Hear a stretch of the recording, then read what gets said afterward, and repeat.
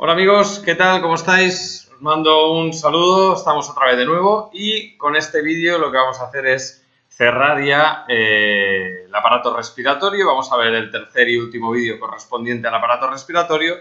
donde en este caso nos vamos a centrar en las enfermedades más habituales, las enfermedades más importantes que afectan a este aparato, al aparato respiratorio. También veremos las manifestaciones más comunes que se acostumbran a ver en la clínica de este tipo de patología. Bien, empecemos por esta última parte. Lo primero que veremos será una relación de, como decíamos, las manifestaciones más habituales, que después vamos a ir viendo cómo se repiten a lo largo de las diferentes enfermedades más prevalentes del aparato respiratorio. Lógicamente, de la primera que tenemos que hablar es de la tos, quizá la más común, la que todos conozcamos, poca explicación merece, más que es la expulsión del aire pues, de forma espontánea, de forma repentina, comprimiendo fuertemente la parte del tórax a través del diafragma. En este caso lo que hacemos es golpeamos el aire y lo expulsamos de forma violenta, por decirlo de alguna manera.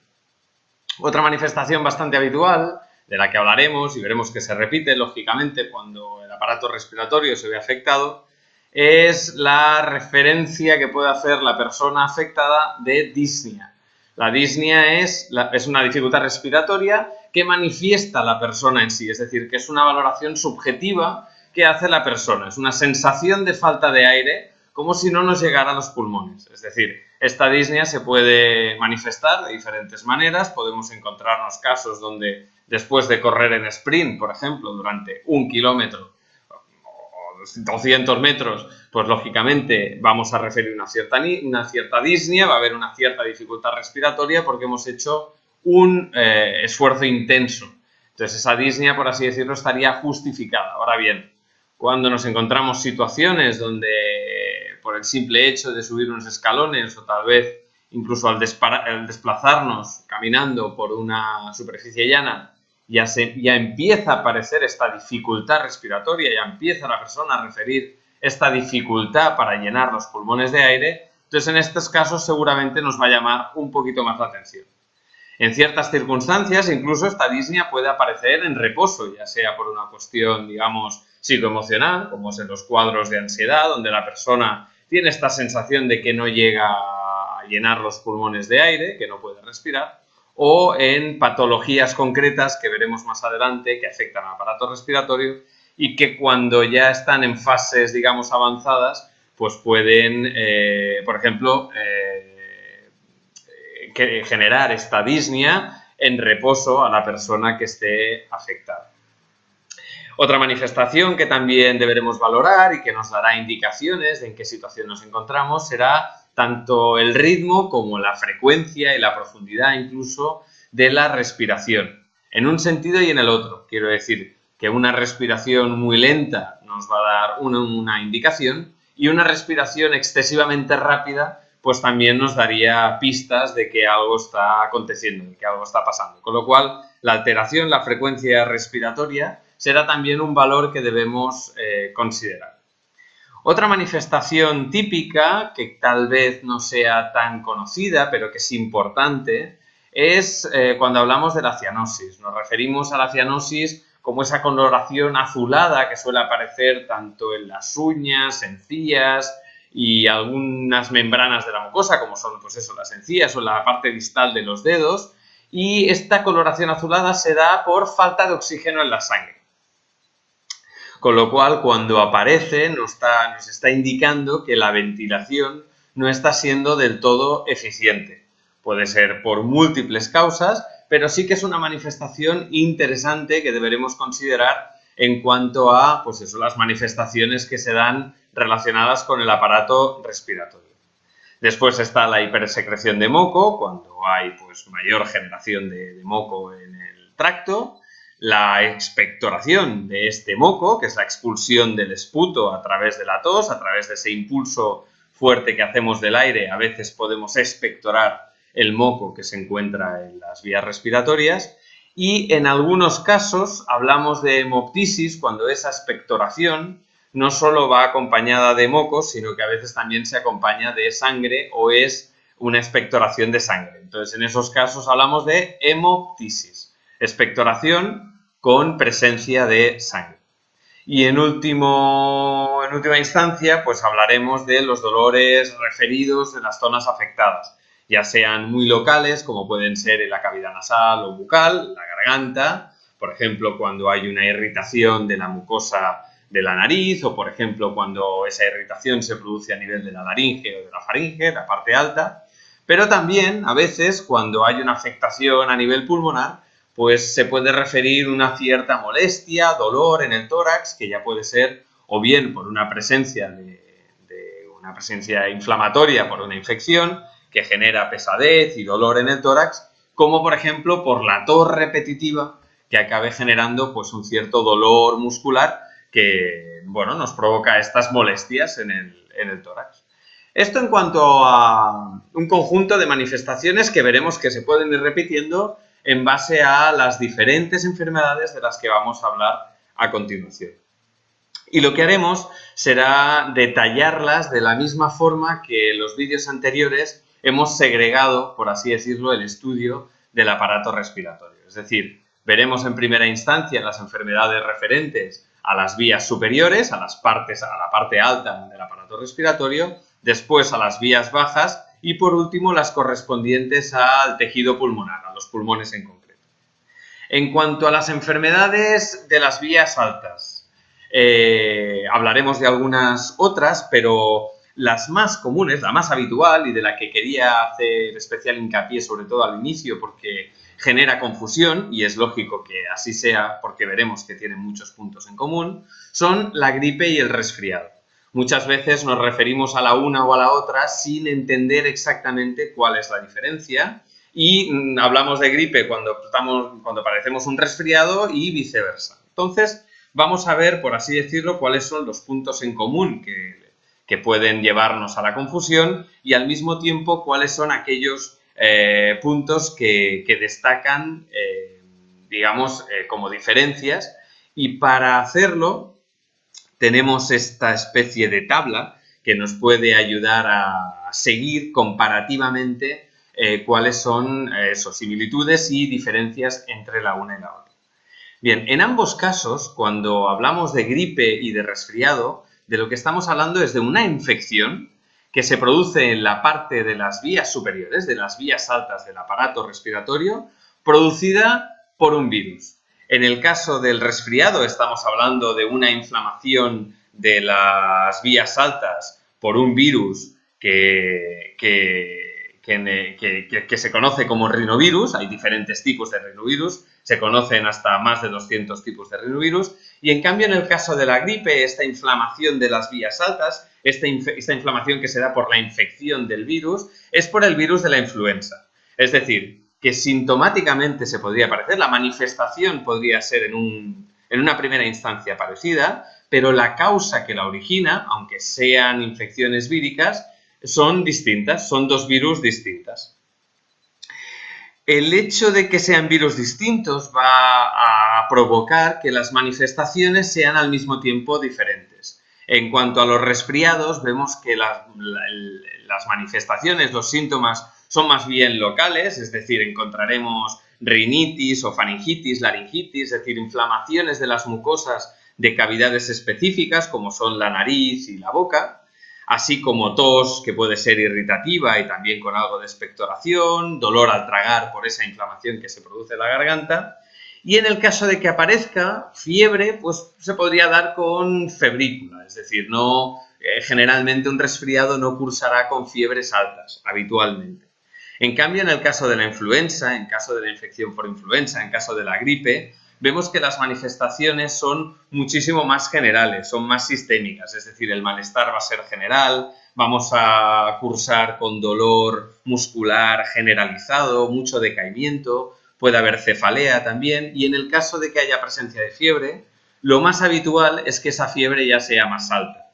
Con lo cual vemos que el resfriado tiene unos síntomas más locales y la gripe tiene unos síntomas más generales, más sistémicos. Esta sería una de las grandes diferencias que tienen la una y la otra, el cómo se manifiestan, cómo se comportan en el cuerpo.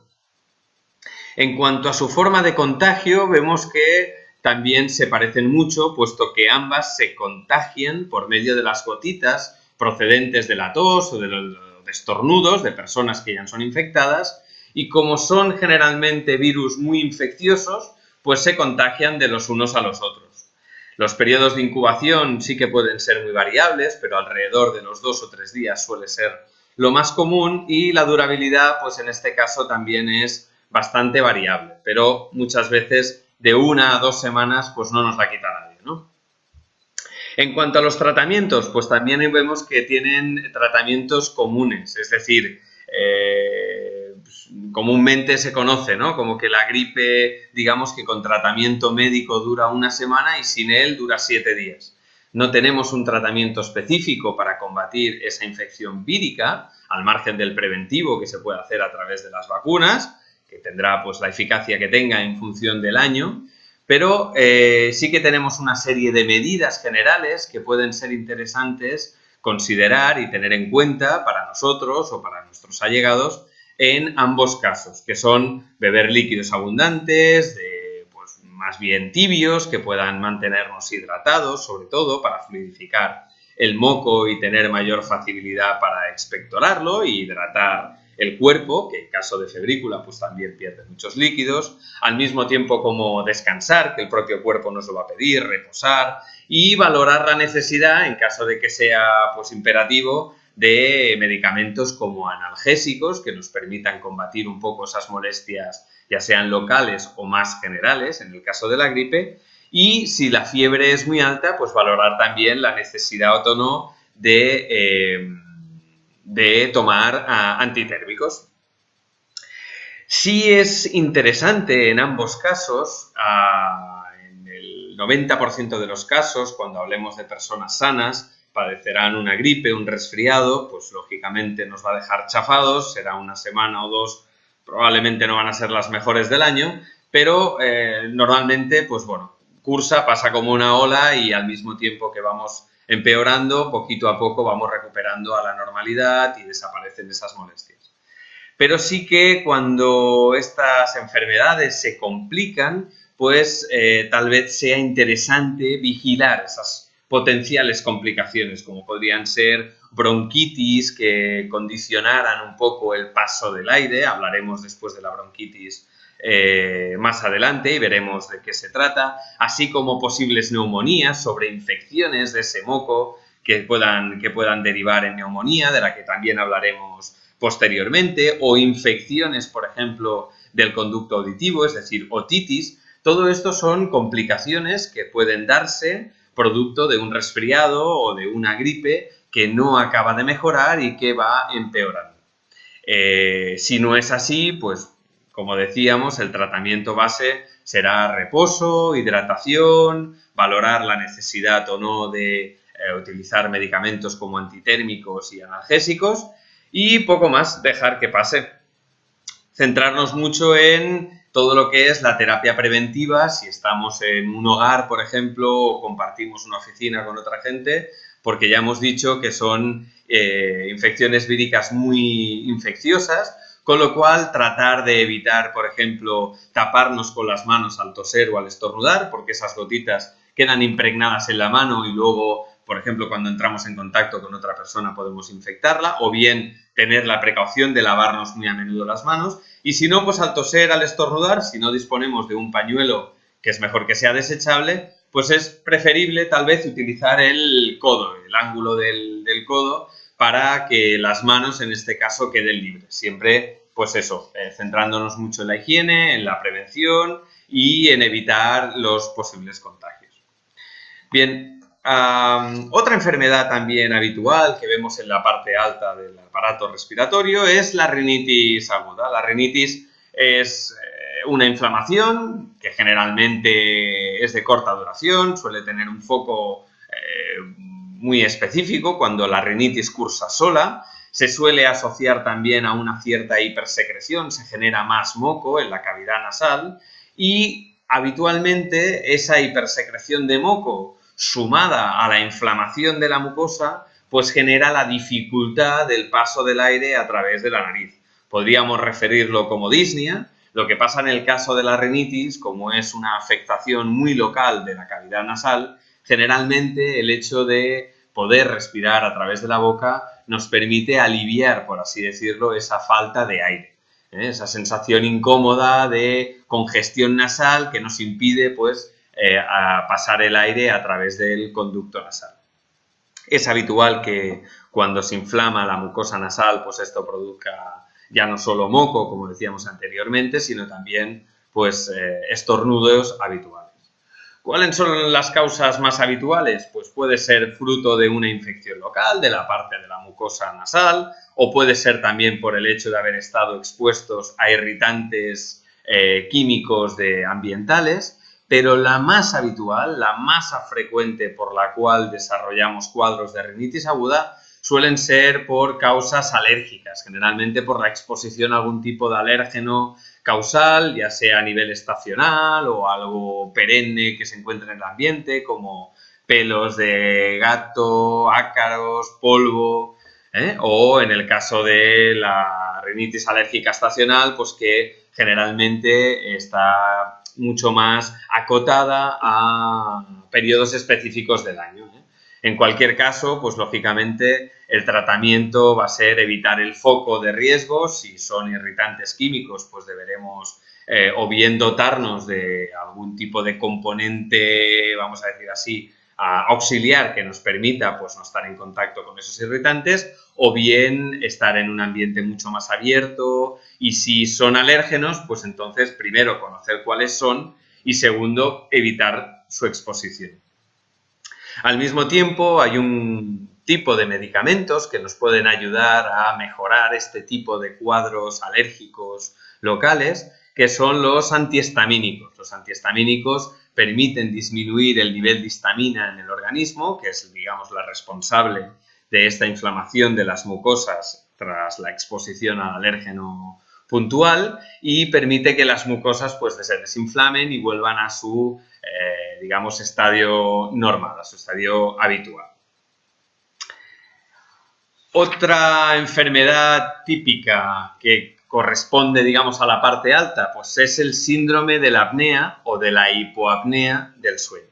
¿Qué es el síndrome de la apnea? Es cuando se aparecen episodios repetidos, ya sean de limitación total, y es cuando nos referimos a apnea, o bien parcial, y hablamos entonces de hipoapnea, del flujo aéreo durante el sueño. Es decir, aquellas personas que interrumpen, por así decirlo, su ritmo respiratorio, se bloquea, ya sea durante unos segundos o a veces incluso durante algún minuto, pues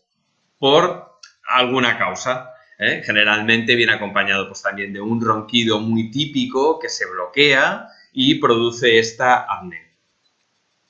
El problema fundamental en estos casos es que esta apnea produce no solo una cierta asfixia, por así decirlo, es decir, falta de aire, porque lo que se está produciendo, la causa de esta apnea o de esta hipoapnea, es el colapso de la faringe, que es reversible, que va a ser reversible, pero se produce un colapso de segundos a minutos, como decíamos, que va a impedir el paso del aire. Y esta asfixia, esta hipoxia, esta insuficiencia del paso del aire está directamente relacionado tanto con la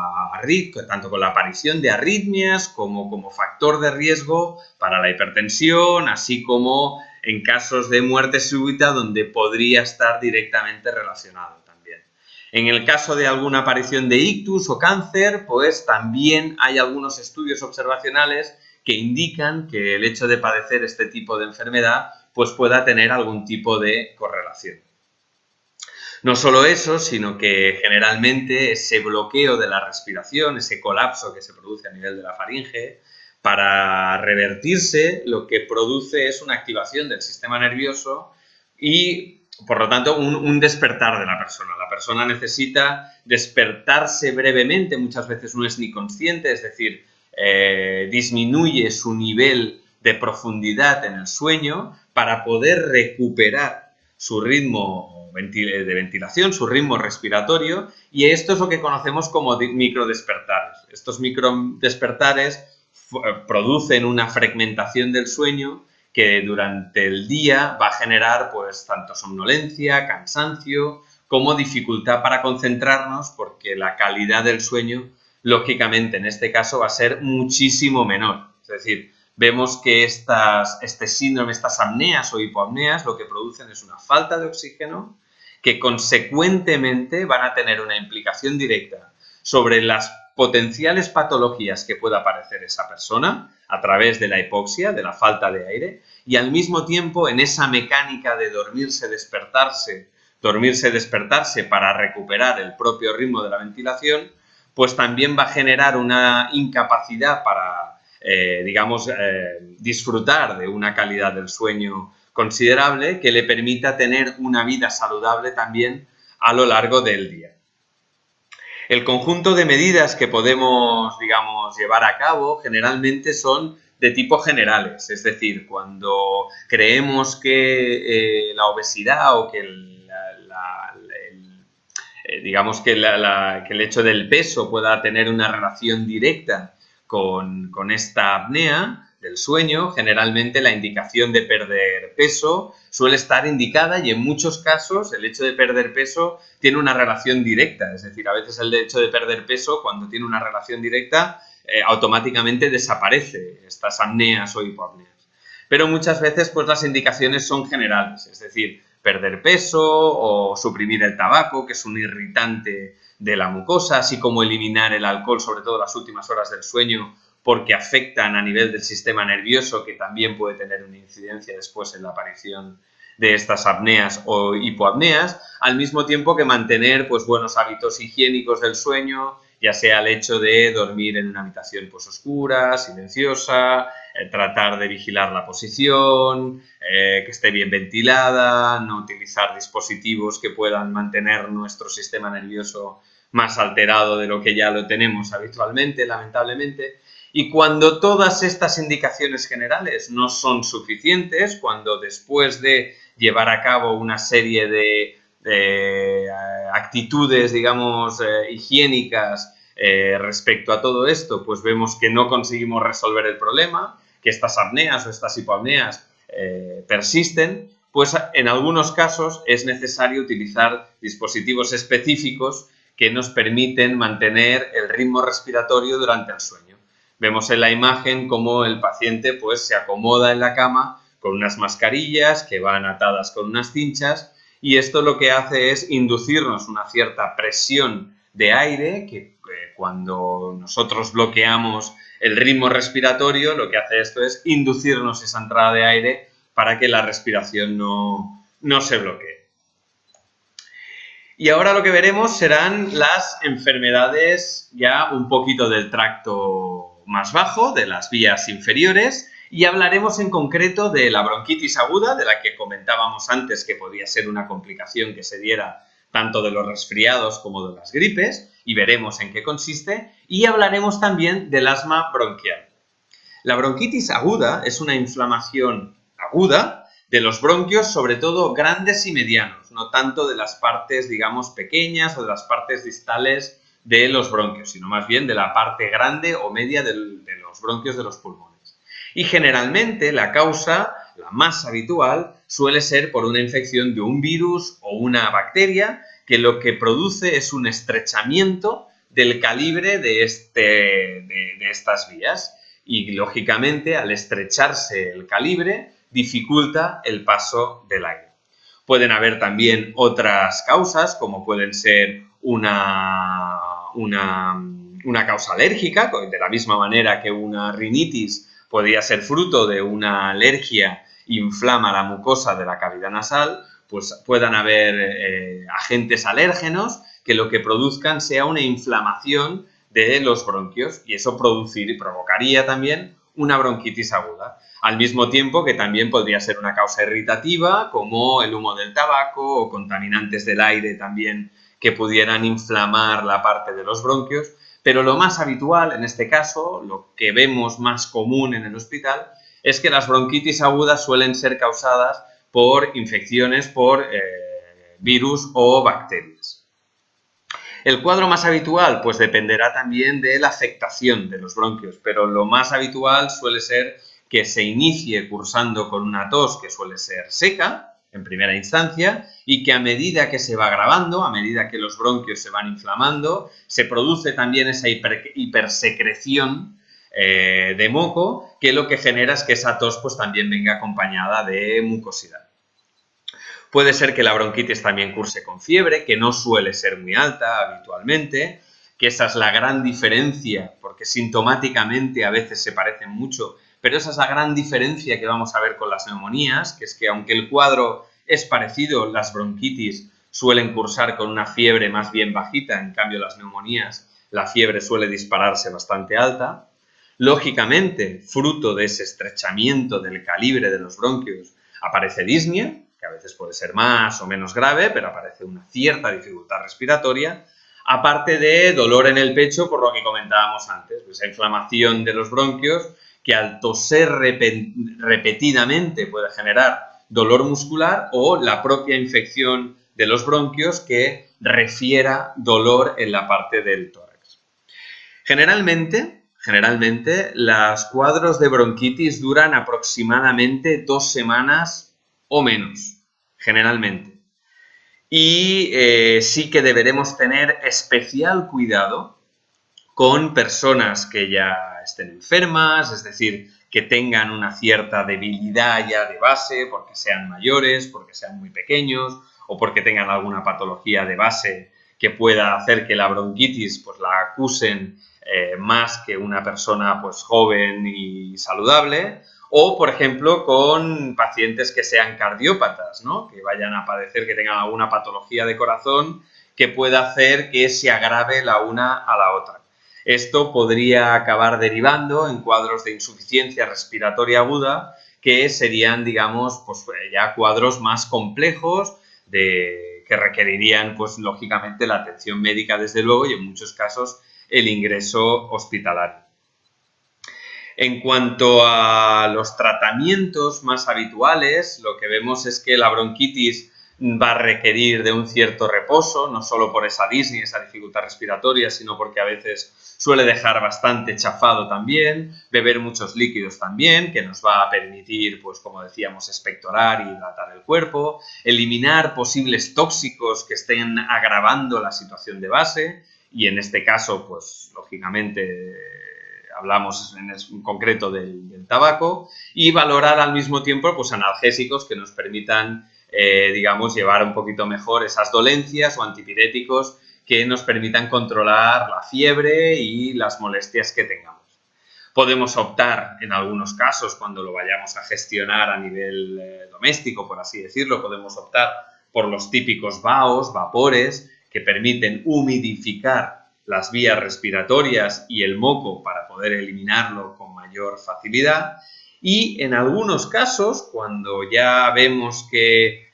pues esto es insuficiente, bueno, podemos añadir también a nivel doméstico pues algunas plantas medicinales. Se ha notado aquí pues 5 plantas que parece que tienen una incidencia directa sobre la bronquitis para mejorar los cuadros, como son el ajo, el jengibre, la equinacia, la cúrcuma y el romero, que tanto consumidas vía oral como inhaladas, sobre todo el romero, pues tienen efectos positivos, tienen efectos analgésicos y broncodilatadores para mejorar el cuadro clínico, pero cuando ya nos dirigimos a un centro médico, pues según la evolución, según el cuadro del paciente, la situación en la que se encuentre, pues tendremos que valorar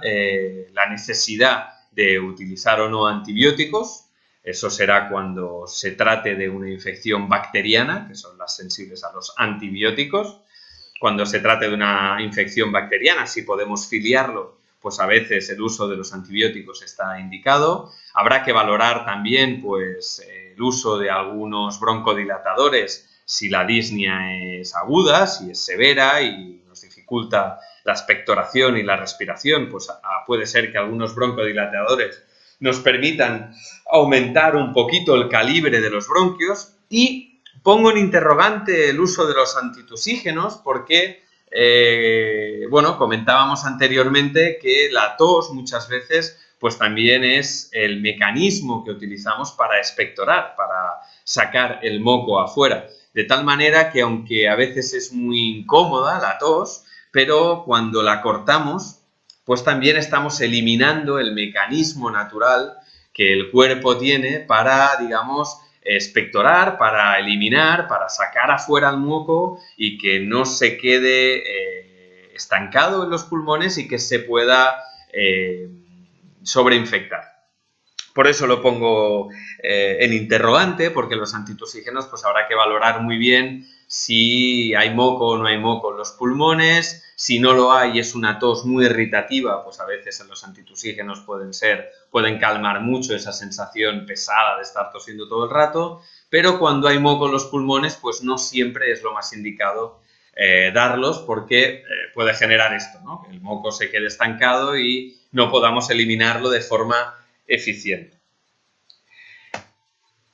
Y ahora hablamos del asma bronquial. El asma bronquial en este caso también es una inflamación de estas vías aéreas bajas, de esta parte baja de los bronquios, pero en este caso, en el asma, no es una inflamación aguda, sino que es una inflamación crónica, que es generalizada de toda la parte, pero que tiene el componente de que es reversible. Es decir, la causa más habitual del asma es que la persona pues tiene una cierta hiperreactividad, tiene una reactividad exagerada a alguna sustancia, a alguna cosa, que la mayoría de las personas pues no les afecta o les afecta muy poco, y estas personas cuando están en contacto con esos agentes se produce una hiperreactividad de los bronquios y de los bronquiolos que lo que hace es inflamar esas vías. Es decir, esa inflamación, por así decirlo, estaría latente, pero como son más sensibles a esa situación, en forma de crisis se generan unas inflamaciones crónicas, unas inflamaciones generalizadas, en forma de crisis que dificultan el paso del aire a través de los bronquios y de los bronquiolos, pues por lo mismo que indicábamos antes, pues porque se produce esa inflamación de la mucosa del bronquio que estrecha el calibre del paso del aire. Si seguimos el diagrama, por ejemplo, de la imagen, es lo que vemos, ¿no? Tenemos la imagen de un bronquio normal, cómo ese bronquio está inflamado de forma crónica y cómo al darse las crisis ya es un bronquio, por así decirlo, que tiene un calibre menor que el de una pared normal de un bronquio saludable, y lo que vemos es que cuando se produce una crisis, se expone, se produce una situación de broncoespasmo, es decir, el bronquio se espasma, se inflama y al inflamarse la pared del bronquio se produce un edema, un exceso de moco y eso reduce el calibre y dificulta la respiración consecuentemente. La obstrucción, como decíamos, se produce eso en forma de crisis, es decir, muchas veces de forma repentina, y durante la crisis lo más habitual es que se produzcan desde cuadros, digamos, más genéricos, como puede ser una cierta tos irritativa, expectorante o no, a sibilancias, que son muy habituales en cuadros agudos de asma bronquial, en este tipo de crisis, es decir, como silbidos, se oyen pitidos al expirar la persona. Eso, lógicamente, viene acompañado de la sensación de falta de aire, hemos dicho que esto se llamaba disnea, viene acompañada, las sibilancias vienen acompañadas de la disnea, y lo más habitual es que la persona sienta una cierta opresión torácica, fruto de esta incapacidad para hacer pasar el aire hacia adentro y sobre todo para expirar. Lo más habitual es que cuando estas crisis pasan a veces de forma espontánea, a veces mediante tratamiento que puede ser tanto inhalado como oral, como intramuscular o parental, como sea, las vías respiratorias recuperan su calibre anterior y recuperan el funcionamiento normal, ¿sí? En la situación en la que ya se encontraban. Esa es la mayor diferencia que vemos entre el asma bronquial y la bronquitis aguda. La bronquitis aguda es un cuadro agudo, fruto de un agente puntual como puede ser una infección vírica o bacteriana que inflama la mucosa y dificulta el paso del aire. Y en el caso del asma vemos que esos bronquios ya tienen la pared inflamada, ya está hipersensible, ya hay una hiperreactividad, una reactividad exagerada en la mucosa de los bronquios, y que cuando se producen crisis pues hay un broncoespasmo que de forma severa dificulta el paso del aire. Seguimos avanzando y en este caso ahora veremos las enfermedades ya referentes a las propias que afectan el tejido pulmonar, las enfermedades propias de los pulmones. Bien, en el caso de la neumonía o pulmonía, hablamos de una inflamación que se produce, pero a nivel del tejido pulmonar, especialmente en la región de los alveolos. Consecuentemente, lógicamente, al inflamarse esa parte del tejido pulmonar, de los alveolos, si recordamos cuando hablamos en los vídeos anteriores, dijimos que en los alveolos es donde se produce el intercambio gaseoso, es donde el CO2 se libera para oxigenar la sangre de O2 que proviene de las vías respiratorias, ¿sí? del aire exterior. Y ahí es donde se produce en el alveolo el intercambio entre CO2 de la sangre venosa y se oxigena esa sangre para la vía arterial que oxigenará el cuerpo. Bien, pues estos alveolos se llenan de líquido, de pus, que lo que hacen es secuestrar esa capacidad de los alveolos, esas paredes las inflaman, secuestran esos espacios y, lógicamente, consecuentemente, lo que hacen es dificultar la difusión de los gases. Es decir, tienen menos capacidad de intercambiar CO2 y O2. El problema en este caso, lo que comentábamos anteriormente, es que cuando el moco se acumula en los alveolos y somos incapaces de expectorarlo, cuando se produce una inmovilidad del moco a nivel alveolar, porque no lo podemos expectorar, porque es muy espeso, porque la tos no es suficiente, o porque ese moco pues, tiene algún tipo de cepa de virus o bacteria que infecta, sobreinfecta las paredes del alveolo, se produce esta contaminación del medio e infectan las paredes alveolares, produciendo esta enfermedad que conocemos como neumonía o pulmonía.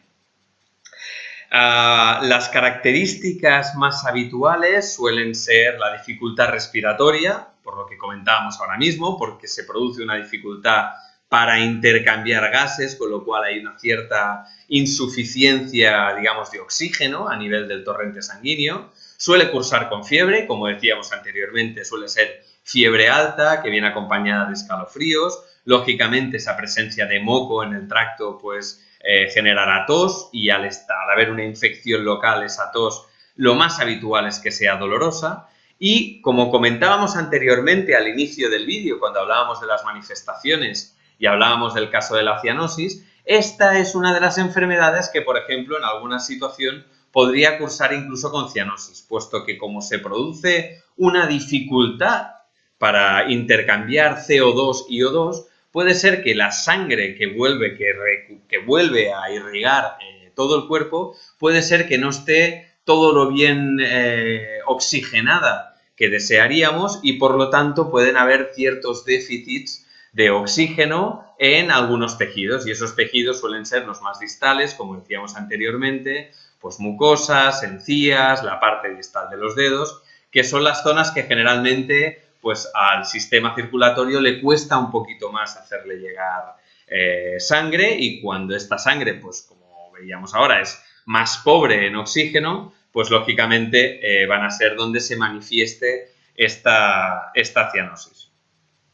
Las causas más habituales son la infección tanto bacteriana como vírica, aunque también se podrían dar casos de irritaciones a través de contaminantes químicos ambientales, igual que veíamos en el caso de las otras enfermedades, que acabarán derivando en una neumonía fruto de esa inflamación que se diera a nivel alveolar. Pero lo más común, lo más habitual, con gran diferencia, es que las neumonías sean fruto de infecciones bacterianas o bien víricas. En este caso, de la misma manera que hablábamos anteriormente, cuando las neumonías son bacterianas, cuando la infección es bacteriana, entonces se tratan mediante antibióticos. Y en la mayoría de los casos,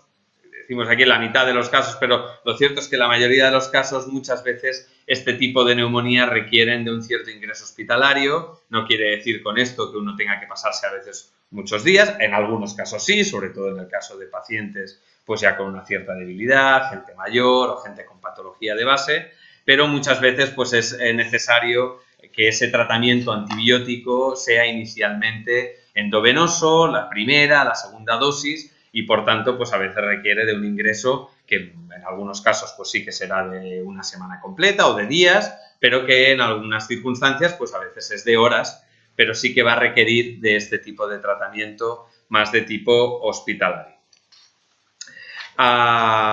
Otra enfermedad también correspondiente o relativa a los pulmones, pero que es un poco especial porque no es exactamente una enfermedad pulmonar, vamos a ver si puedo explicarlo, es la tuberculosis. La tuberculosis en realidad es una infección general, es una infección sistémica. No es una infección única y exclusivamente de los pulmones, como veíamos con la neumonía, sino que es una infección general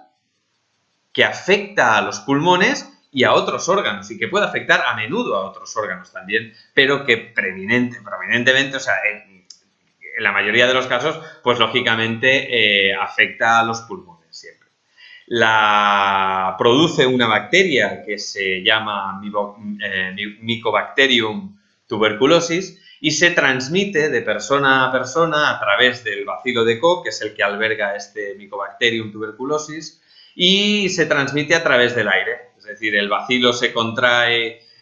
cuando estamos en contacto frecuente y de forma continuada con una persona que está pues infectada, y a través de la tos o de los estornudos, como se circula en el aire, pues ingresa en el sistema respiratorio, allí se aloja a nivel de los alveolos y se va desarrollando. El problema en este sentido es que muchas veces en etapas iniciales no da síntomas hasta que las afectaciones, las manifestaciones son mucho más generales. Es decir, se alberga en los alveolos, se va desarrollando, va creciendo. Las primeras manifestaciones de esa primera infección puede ser que sea incluso asintomática o que sean manifestaciones muy generales, tipo pues tos seca, algo de febrícula, pero que no podemos ubicar bien, puede aparecer fatiga. Cuando ya estas digamos, manifestaciones se van agravando con anorexia, falta de apetito, la consecuente pérdida de peso, podemos empezar a sospechar. Esa tos seca vemos que es recurrente, que se alarga, es persistente y vemos que no cede. Ahí es cuando podemos empezar a sospechar, por ejemplo, de una infección por tuberculosis. Con lo cual, ha habido un tiempo de desarrollo de la tuberculosis donde nosotros pues no la hemos podido detectar. Eso dificulta en este caso mucho el diagnóstico precoz, y lo que genera, pues lógicamente, es un daño que poco a poco se va haciendo irreversible en el tejido pulmonar hasta que nosotros no lo diagnosticamos y empezamos a tratarlo. La parte buena, lo que hace esta infección es que daña el tejido pulmonar, lo va dañando de forma irreversible, de tal manera que cuando nosotros ya lo detectamos, la parte buena es que podemos tratarlo con relativa facilidad, la parte mala es que no podemos revertir generalmente los daños que ya ha generado, es decir, las lesiones que ya haya provocado en el tejido pulmonar serán irreversibles. La parte positiva es que el tratamiento, generalmente, con una batería de antibióticos, porque suele ser más de uno y más de dos, que se pautan en dosis generalmente de larga duración, que pueden ser de hasta 6 meses, a veces incluso si se requiere un poquito más, se puede tratar con relativa facilidad si uno es, vamos a decir así, consistente, si uno es constante con el tratamiento y responsable con la pauta que tiene que llevar a cabo. El problema que acontece generalmente con este tipo de infecciones por tuberculosis es, como decíamos, primero la dificultad para diagnosticarlo y segundo que cuando lo diagnosticamos iniciamos esta pauta, digamos, de batería de antibióticos y los síntomas, la persona mejora al cabo de pocas semanas. El tratamiento es tan largo, es tan, vamos a decir así, tan exigente con el compromiso de la persona, que muy a menudo eso pone en compromiso un poco la adherencia al tratamiento y en muchos casos la persona deja de tomarlo. El riesgo que tenemos en esos casos es que, lógicamente, cuando se deja de tomar el tratamiento antes de haber eliminado cualquier vestigio de tuberculosis que pueda haber en nuestro tejido pulmonar, el problema es que esas cepas de tuberculosis quedan allí, sobreviven en el tejido pulmonar, esperando un nuevo brote, esperando una nueva posibilidad del sistema inmunitario que se lo permita, o una sobreinfección que le permita volver a desarrollarse, y en este caso generalmente lo hace de forma más virulenta, y lo más probable es que sea más difícil de tratarlo porque aprende de alguna forma del tratamiento que nosotros le hemos dado, tiene una cierta memoria y se hace, por así decirlo, un poco resistente al tratamiento que nosotros le hemos dado previamente. Con lo cual, lo que decíamos es de difícil diagnóstico porque inicialmente es asintomático y poco a poco los síntomas que presenta son muy generales. La parte buena es que cuando lo diagnosticamos, el tratamiento lo tenemos bien enfocado, por así decirlo, y se complica de nuevo porque el tratamiento se alarga mucho, hay mucho abandono, se claudica a veces antes de tiempo y eso provoca pues reinfecciones o desarrollos de nuevo de esa tuberculosis que dificultan de nuevo el tratamiento. Y ahí se entra en un círculo un poco vicioso. Otra enfermedad distinta, esta sí, propia, por así decirlo, del tejido pulmonar, de los pulmones, es el enfisema pulmonar. El enfisema pulmonar, en este caso, hablamos de una enfermedad que también es una destrucción de forma irreversible del tejido pulmonar, en este caso de las paredes de los alvéolos. Vemos en la imagen como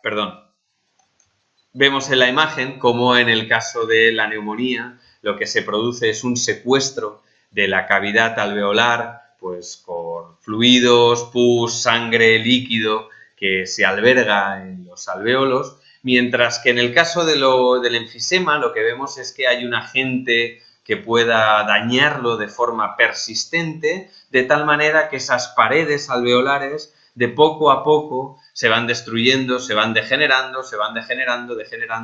dificultando, empeorando cada vez más el intercambio gaseoso que en él se produce. En la neumonía, como decíamos, veíamos un secuestro de las paredes alveolares que producían ese intercambio. En el caso del enfisema pulmonar lo que vemos es que esas paredes se van destruyendo de forma irreversible y comprometen la elasticidad pulmonar y, consecuentemente, el intercambio que se produce en ella de CO2 y O2.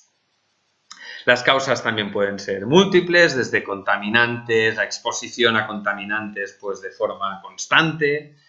por ejemplo, típico en las minas. En algunas circunstancias también vemos que algunos trastornos genéticos puntuales pueden derivar en este tipo de patología que se dé, por así decirlo, de forma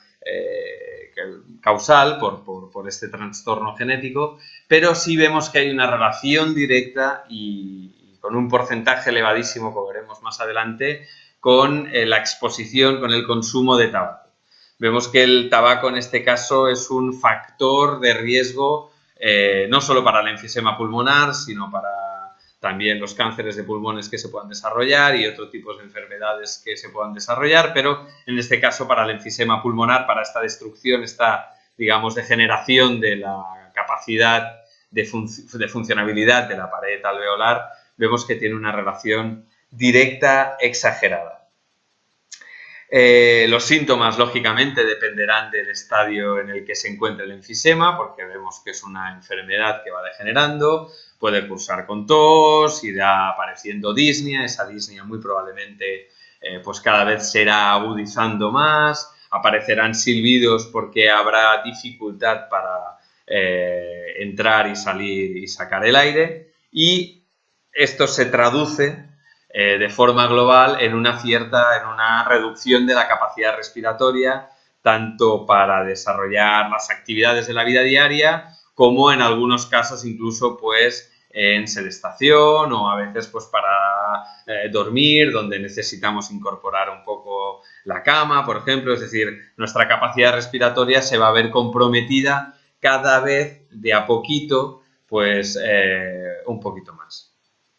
En este caso, el enfisema, a medida que va empeorando con los años, va a degenerar en otra enfermedad que tenemos catalogada, que tenemos diagnosticada, que es la enfermedad pulmonar obstructiva crónica, lo que conocemos como la EPOC. En este caso, la EPOC, la enfermedad pulmonar obstructiva crónica, no es bien una enfermedad, por así decirlo, que lógicamente tiene un diagnóstico como tal, sino que es más bien, o hablamos de ella como el estadio final de varias enfermedades respiratorias que puedan ir degenerando y que deriven en esta situación de dificultad pulmonar obstructiva, ¿no? Por esta obstrucción. Porque lo que se produce es una obstrucción a nivel generalizado y de forma progresiva, de forma degenerativa, de las vías aéreas. No solo de los bronquios grandes y medios, como veíamos anteriormente, sino también de las vías pequeñas, como son los bronquiolos, y especialmente, como en el enfisema pulmonar, de la parte correspondiente a las paredes alveolares, que es donde se va a producir el intercambio de gases. Con lo cual, en realidad, lo que decíamos ahora, pues la EPOC es, digamos, en lo que van a acabar derivando, por así decirlo, cuadros de bronquitis crónica o asmas crónicos, así como el enfisema pulmonar, a medida que vayan degenerando y derivarán en esta situación, en esta compleja situación de que es la EPOC. Las manifestaciones, pues igual dependerán del momento en el que se encuentre, de la afectación que haya de las vías aéreas, que pueden ir pues desde tos seca, tos con esputo, ese esputo pues puede ser más o menos espeso.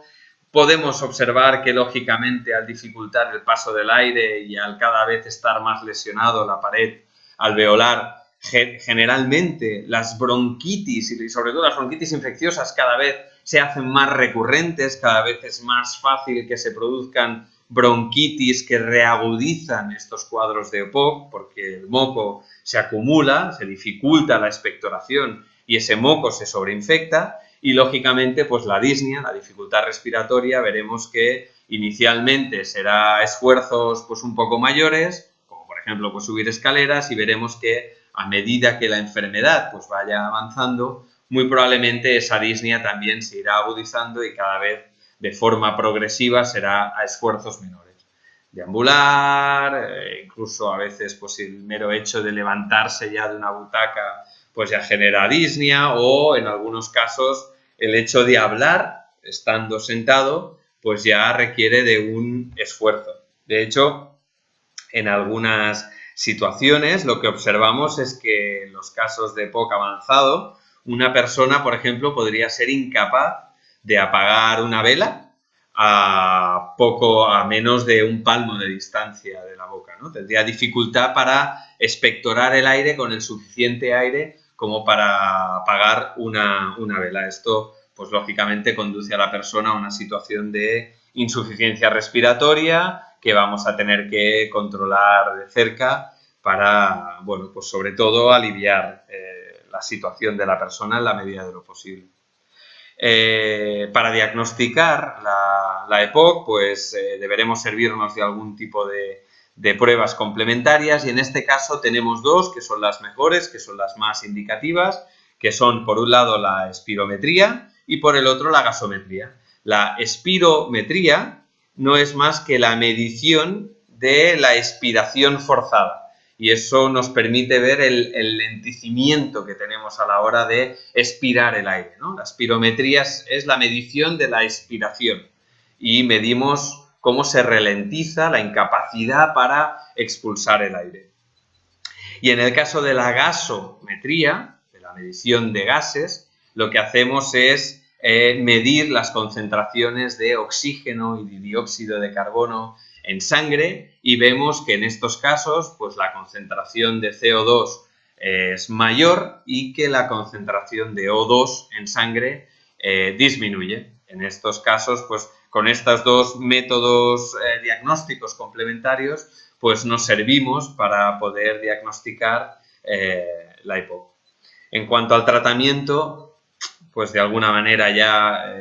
indicábamos que esto es una situación, digamos, de degeneración progresiva, donde un tratamiento concreto para revertir la EPOC, por así decirlo, no lo tendríamos, más que, y que no, vaya, que lo fundamental es el preventivo, lógicamente, exponernos a estas situaciones crónicas de inflamaciones de la mucosa que puedan ir degenerando en este tipo de situaciones, con lo cual tratamiento específico para revertir la EPOC una vez diagnosticada no tenemos. Sí que podemos centrar nuestros esfuerzos en inicialmente la prevención y en el caso de que ya haya un diagnóstico, pues nos centraremos fundamentalmente en el alivio de las manifestaciones de la tos, de las sobreinfecciones, de las bronquitis con sobreinfección y sobre todo de la disnea, que es una situación pues que puede ser angustiosa para la persona. Y por último, en cuanto a lo que son las enfermedades relativas al aparato respiratorio y en este caso pues propias del tejido pulmonar, hablaremos del cáncer broncopulmonar o los cánceres pulmonares, en realidad porque hay diferentes tipos y dependerán pues de dónde esté afectado, dónde haya ese crecimiento. Ya hablamos en su momento del cáncer de forma genérica, dijimos que el cáncer pues es un crecimiento exagerado de células que pueden ser malignas y en este caso cuando hablamos del cáncer broncopulmonar pues es ese crecimiento exagerado que se produce en el órgano, en los pulmones. Hay diferentes tipos, como decíamos, de cánceres, pues dependerá de si afecta a los bronquios y a qué altura de los bronquios se encuentre, o si bien está en los pulmones y de la misma forma, pues en qué lugar de los pulmones esté, y de la misma forma, pues las manifestaciones también van a ser diversas en función de dónde se encuentre, al mismo tiempo que las posibilidades de su tratamiento, que son diversas, pues también van a depender, o el propio pronóstico, es decir, tanto manifestaciones como las posibilidades de tratamiento, como el pronóstico de los diferentes cánceres broncopulmonares que puedan ser diagnosticados, pues dependerán de qué tipo de cáncer es y de en qué lugar se encuentra esta masa, este crecimiento exagerado de células. Lo que sí que cabe destacar es que en cuanto a las causas, pues pueden ser múltiples, pueden ser diversas, pero estudios observacionales directos nos dicen que aproximadamente un 15% es fruto de la exposición a agentes químicos y es un porcentaje considerable, un 15% de los cánceres broncopulmonares son fruto de contaminantes del aire, de la exposición a contaminantes del aire de forma continuada, pero un 80% están directamente relacionados con el consumo o con el contacto directo con el tabaco. Con lo cual vemos, al igual que con el enfisema pulmonar y consecuentemente con el EPOC, que el tabaco tiene una relación directa con este tipo de patologías. El problema que tenemos en este caso es que muchas veces los cánceres de pulmón pueden permanecer silentes, es decir, pueden permanecer muchas veces sin apenas dar síntomas durante años. Y cuando se produce un diagnóstico, cuando ya se empiezan a producir manifestaciones, puede ser que este esté bastante extendido, incluso que haya llegado a afectar pues otros órganos, que se haya llegado a extender produciendo metástasis en algunas otras zonas periféricas. Las manifestaciones, como decíamos, pues pueden ser diversas en función de la localización y del tipo y demás, pero lo más habitual es que pues tos seca con moco, incluso con la aparición de sangre, cuando se produce hemoptisis, acordémonos, pues de forma persistente, recurrente, sin capacidad para aliviarlo, pues muchas veces, o en algunas ocasiones puede estar relacionado con una de las manifestaciones de cáncer. Ya vemos que es muy genérico porque es muy parecido al anterior, pero sí que pues la pérdida de peso sin una causa justificada pues también debería hacernos sospechar y bueno, invitarnos a hacer algún tipo de pruebas un poco más profundas. El hecho de que la persona pues refiera a la aparición de una cierta debilidad, astenia y sobre todo, como digo, esta pérdida de apetito, esta pérdida de peso progresiva que se puede producir en la persona, pues debería invitarnos también al hecho de, si se acompaña de tos y demás, pues de hacer otras pruebas que nos puedan permitir ser mucho más fiables con el diagnóstico. Y en este caso, pues lógicamente vamos a necesitar hacer este tipo de exploraciones, este tipo de pruebas complementarias que pueden ir desde estudios radiológicos basados en tomografías, radiografías, resonancias magnéticas, es decir, diferentes tipos de estudios radiológicos que puedan enfocarnos o que puedan de alguna manera sacar a la luz presencia de masas, así como biopsias o citologías de esputo o análisis de sangre. El tratamiento, lógicamente, va a depender de la extensión, de la localización, y la radioterapia y la quimioterapia pues suelen ser tratamientos coadyuvantes en el caso de los cánceres broncopulmonares, así como la cirugía, puesto que siempre que sea posible, y esto es una consideración muy genérica, pero para que tengamos una idea, pues siempre que sea posible, que nos lo permita, que la ubicación, la extensión, el tipo de cáncer, es decir, hay muchas consideraciones aquí, pero siempre que sea posible, pues la resección quirúrgica de la masa pues será lo preferible en el caso de que, bueno, de que sea viable. Por tanto, radioterapia, quimioterapia y siempre que podamos cirugía van a ser tratamientos coadyuvantes interesantes a considerar en el caso de los cánceres broncopulmonares potencialmente diagnosticables. Y por último, no me quería despedir, esta es la última diapositiva que vamos a ver por hoy, pero como hemos ido viendo de forma repetida cómo el tabaco tiene una incidencia tan prevalente en todo este tipo de enfermedades correspondientes con el aparato respiratorio, veremos que con el aparato circulatorio también, a nivel cardiovascular, pues lógicamente tiene una incidencia directa, puesto que son dos aparatos que se dan la mano, pues bueno, quería hacer una breve explicación también un poco del tabaco en sí, ¿no? Hablar un poco ahora que ya sabemos un poquito pues cuáles son los agentes, digamos, lesivos para nuestro aparato respiratorio, pues explicar un poco cuál es la mecánica del tabaco, qué es lo que provoca al inhalar el humo del tabaco. Pues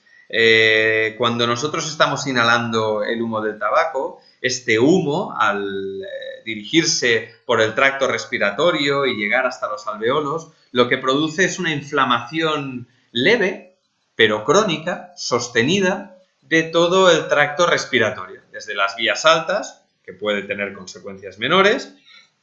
por ejemplo, a la parte más baja y también del tejido pulmonar, donde tal vez la exposición continuada, como hemos visto anteriormente, puede tener consecuencias pues bastante más graves. De hecho, esta inflamación crónica leve que genera el consumo constante de tabaco va a ir empeorando, esta inflamación va a ir empeorando y, como decíamos anteriormente, vemos que tiene una relación directa la cantidad de humo, la exposición a la cantidad de humo a la que hemos estado con la intensidad de la afección bronquial que vamos a padecer. Tanto estamos expuestos a humo del tabaco como intensa va a ser la afectación a nivel bronquial que vamos a padecer. Esta es la relación directa que vemos en los estudios observacionales sin ningún tipo de juicio, pero vemos que hay una relación directa entre una cosa y la otra. De hecho, el tabaco se considera como responsable directa en el 30% de las muertes de cáncer, no solo de pulmón, sino de las muertes de cáncer. Se observa que el 30% de estas muertes, el responsable directo es el tabaco, así como el 20% de las enfermedades coronarias vemos que detrás está también el tabaco, de la aparición de de accidentes vasculares cerebrales, de AVCs, vemos que el tabaco también es responsable directo. Y en el caso de la EPOC, de la que hablábamos anteriormente, de esa enfermedad pulmonar obstructiva crónica, que vemos que es degenerativa de otro tipo de enfermedades que se dan previamente, vemos que el tabaco, el contacto directo con el tabaco de forma continuada, está relacionado en el caso de EPOC en el 80% de los casos. Con lo cual, pues merece mucho la valoración de pros y contras de la exposición al tabaco. No pretendo hacer una charla, pero al menos que tengamos conocimiento de causa de lo que implica el hecho de estar expuestos con asiduidad a este humo irritativo para nuestra salud. De hecho, hay estudios que defienden la idea de que la relación directa con el humo del tabaco acorta la vida, y ya no es una cuestión de cantidad, sino lo que se dice habitualmente, sino de calidad, pero que acorta la vida en unos 20 años. De hecho, comentábamos anteriormente, el 30% de las muertes por cáncer están relacionadas directamente con el tabaco, pero es que de las personas que padecen o que sufren cáncer de pulmón, el 90% de ellas ha tenido contacto con el tabaco de forma continuada, ya sea de forma activa o de forma pasiva. Y bueno, lo que decíamos, por eso merece la pena pues tenerlo en consideración. Lógicamente, dejar de fumar va a tener un conjunto de beneficios que no cabe, en fin, que es absurdo detallarlos porque son obvios por todo lo que hemos estado hablando hasta ahora, pero bueno, quería antes de cerrar este vídeo pues hacer una pequeña charla para tener un poco en consideración todo este tipo de cuestiones. De hecho, se han llegado a identificar en el tabaco hasta 4.000 sustancias químicas diferentes dentro del tabaco. Algunas de ellas son irritantes de la mucosa respiratoria, la inmensa mayoría son irritantes de la mucosa respiratoria, y hemos visto que esto constantemente pues tiene unas consecuencias, no solo de forma aguda, sino de forma ya para el futuro, pero es que algunas de ellas, varias de ellas, son directamente cancerígenas para el tejido orgánico. Con lo cual, pues, bueno, lamentablemente es una afirmación dura, es una afirmación que posiblemente para muchos fumadores pues la encontrarán un poco agresiva, pero lo cierto es que podemos decir que el tabaco a día de hoy es el único producto legal, por así decir, que mata a la mitad de sus usuarios. No estamos diciendo con esto que es el único producto legal que pueda incidir en la muerte de las personas, de los usuarios, pero sí que observacionalmente vemos que tiene una relación directa con la mitad de las personas que consumen morirán por alguna causa relacionada directamente por el consumo de tabaco. La cual cosa, vaya, yo creo que es una barbaridad. En cualquier caso, espero que os haya gustado esta charla de nuevo. Cerramos con este vídeo ya el aparato respiratorio y continuamos en el próximo vídeo. Os mando un fuerte abrazo.